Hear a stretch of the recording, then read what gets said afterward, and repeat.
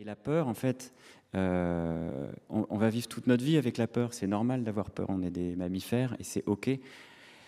Au contraire, c'est un signe de vie, c'est un signe qu'il y a un danger, qu'il y a des limites, qu'il faut se protéger. C'est plutôt vivifiant. Alors, certes, il y a différentes sortes de peurs. On pourrait dire une biodiversité des peurs.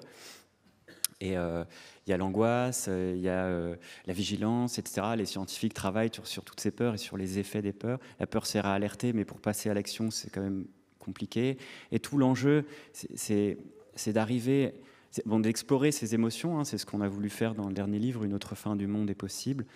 D'accepter ces émotions, de les traverser, de les partager, de montrer aussi que c'est des montagnes russes, qu'on n'est pas tous dans les mêmes émotions et que c'est OK de les traverser, tristesse, désespoir, colère. Et ce qui est difficile, c'est de traverser ça, mais de rester en équilibre. Comment maintenir la rage. Par exemple, avec Extinction Rebellion, on parle de rage. Et c'est sain, sans sombrer dans une colère destructrice. Comment toucher la tristesse, le deuil, et ça c'est très bon. Les larmes, ça sert à tourner la page, ça sert à faire du lien.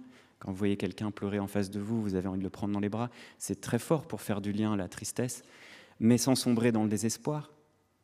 Comment maintenir la peur qui vivifie, qui rend vivant, sans sombrer dans l'angoisse paralysante, sidérante, ou dans la peur politique qui amène à des totalitarismes, etc., à des autoritarismes. Donc voilà, il y a un équilibre pas facile à trouver, et c'est vraiment la question de la mort. Faut-il avoir peur? Quand on est enfant, on découvre qu'on va mourir. Est-ce qu'il faut, c'était quoi la question, accepter d'avoir peur? Accepter la peur, ouais. Oui, quand un médecin vous dit, écoutez, monsieur, vous avez un cancer, vous allez mourir bientôt.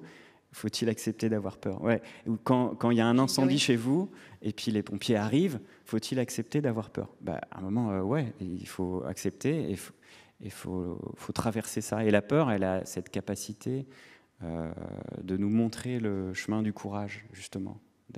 En faire une alliée, c'est aussi, ça peut être utile parce qu'on va vivre toute la vie avec.